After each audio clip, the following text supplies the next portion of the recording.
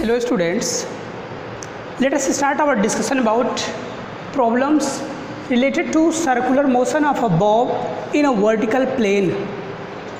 So as we have discussed earlier in our previous lecture that when there is a bob revolving around a circular track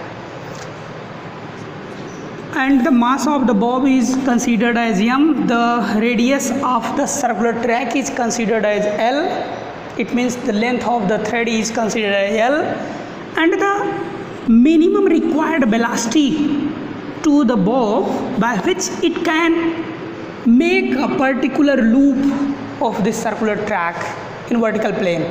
So we have found out by calculation the value of this V naught is root of 5 GL, and also we have found that the velocity at this point is suppose that this is the horizontal level, so if this point is V, so velocity at this point is found as root of 3 ZL, and at the topmost point of this circular loop the velocity is V at C, this point is C, velocity is root GL. So what will be the kinetic energy of the bob at this position? This position is A, so kinetic energy at position A is half m V square, V naught square. So this becomes half of m into root of 5 ZL whole square. This becomes half of m into 5 GL. It means 5 by 2 mgl. Okay. Similarly, the kinetic energy at B. This is kinetic energy. Kinetic energy at B, okay, EB is equal to what? Half of m and product of the velocity square, that is VB square. So this is half of m into VB square. VB means root 3 GL. So root of 3 GL square means 3 GL. So this becomes 3 by 2 mgl. Similarly, the kinetic energy at point C, it means E at C is equal to, kinetic energy at point C is equal to half of mv at C square equal to half of m into root of GL square. This is equal to half of mgl. So if you want to calculate what will be the ratio of the kinetic energies of the bob at the point B and C, so we can find out easily it by dividing the equations obtained here like this. To kinetic energy at B divided by kinetic energy at C, it means EB by EC is equal to what? Here MGL and MGL are common in both terms, 2 and 2 is also common, so this becomes 3:1. Okay. So the ratio of the kinetic energy of the bob at point B and at point C is equal to 3:1. If bob contains such type of ratio of kinetic energy, then bob will able to move or bob will able to complete one cycle. Now similarly we can also find out what will be the ratio of the kinetic energy at point C and at point A. So we get that this will be equal to 5 by 2 mgl divided by 1 by 2 mgl, it means 5:1. It means if any object which contains a particular kinetic energy at lowest point, that is point A, then if anyone can provide some energy to the bulb by which it can only complete its one cycle, it means at that point C the thread becomes slackened.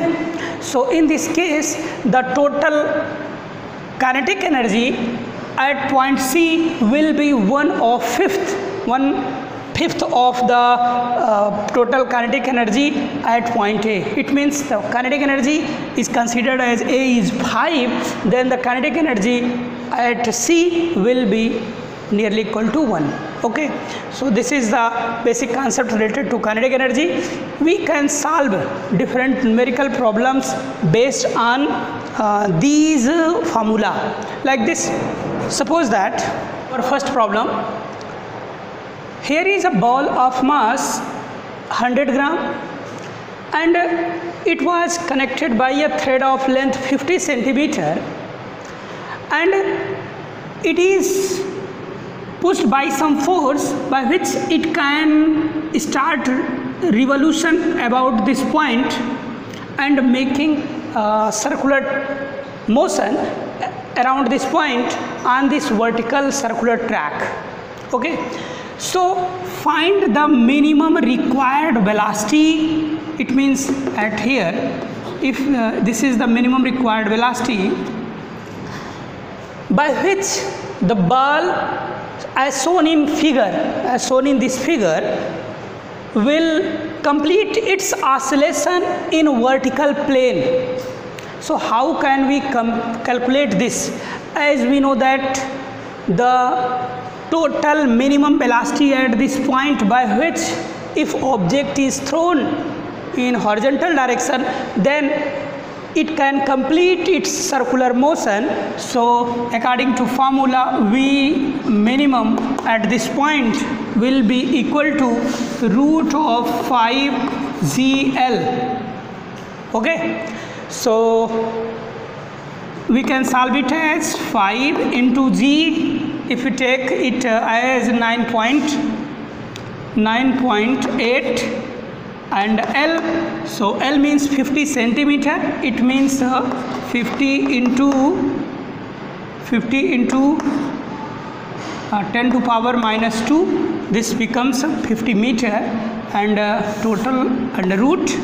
So if we multiply this, then we get 5 8 40 and 5 9 45, and this becomes 49.0 multiplied by this becomes 50 into 10 to power minus 2. So the root of 49 is 7 and the root of 50 is 7.01 and this becomes 10 power minus 1. So this becomes nearly equal to 49.07 into 10 to power minus 1, it means 4.907. If we leave out, then this is the minimum required velocity by which if we kick the ball, if we move the ball initially, then ball will able to complete its oscillation in this vertical plane. Okay, if suppose that in the question one next term is added at like this, what will be the minimum velocity at its topmost point in this case? So suppose that this is the velocity of the ball at topmost position. So if we consider, if we write it as if we take this point as C, then the velocity as C. So what will be the velocity at topmost position? What will be the velocity of ball at topmost point? So In this condition, you can add this in this condition. So as we know that when there is a minimum velocity, that is root of 5gl, then the minimum velocity at the topmost point will be given by a formula. So V at C will be given by the formula root of gl. So this becomes 9.8 multiplied by 50 into 10 to power minus 2. Okay, so if we solve this, then we get V at C equal to, this becomes 5 multiplied by this becomes 10 to power 7 into 10 to power minus 1, it means 1 by 10. So this becomes 10 by root 10 by 10. It means 0.7 multiplied by 3.16. So this becomes 2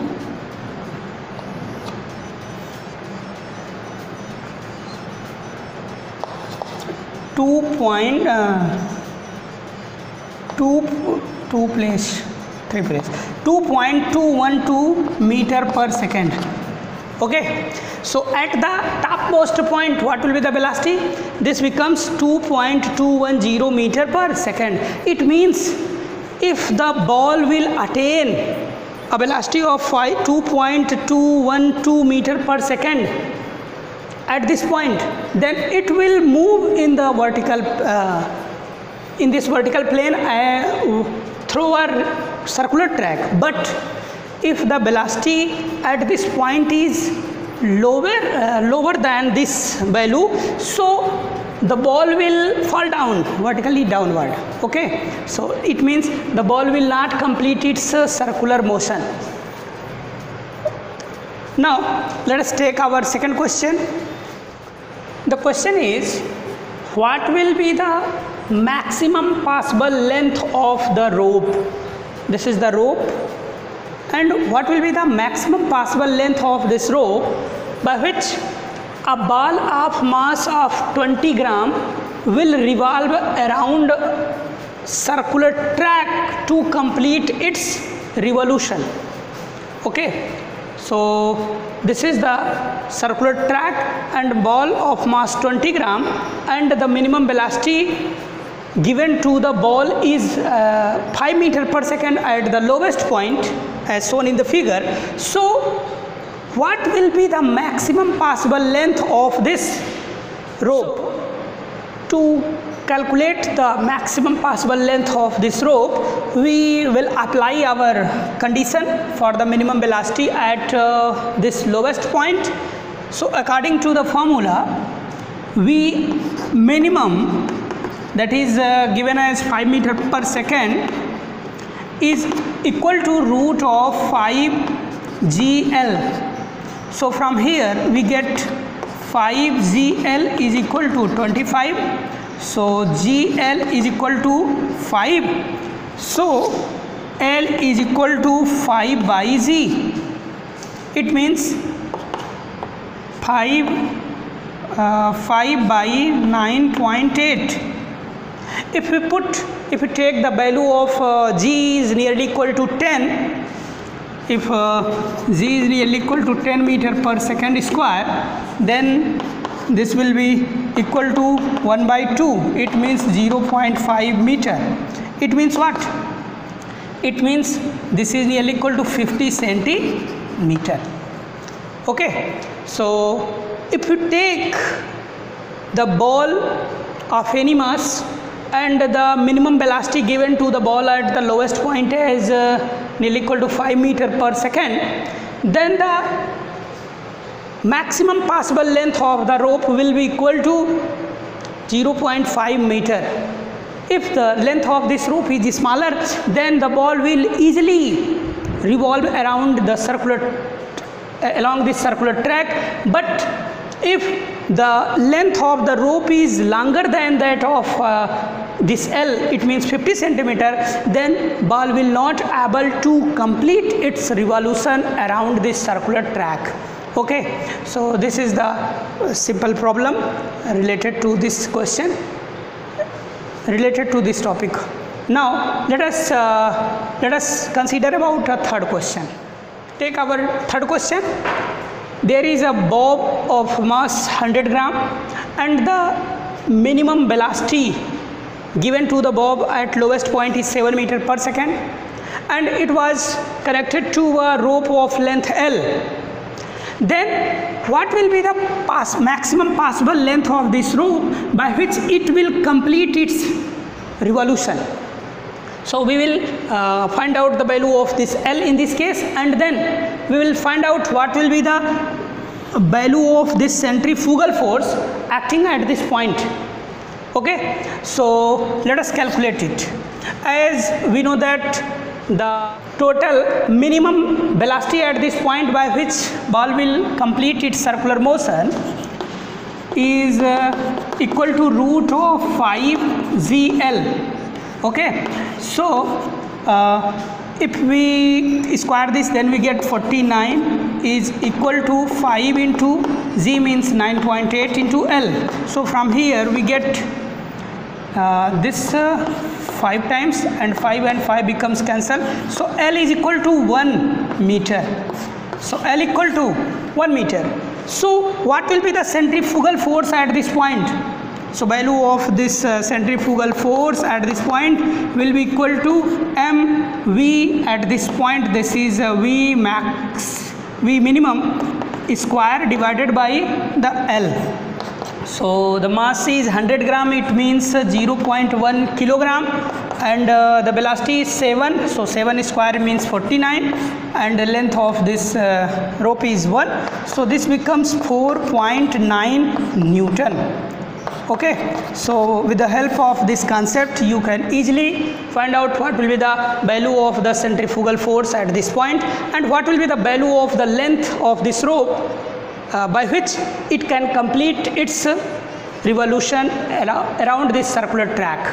Okay, so this is all about the numerical problems related to the circular motion of a bob in a vertical plane, and solve different types of numerical problems given in your textbook and also reference books. Okay, till now, take care. Thank you.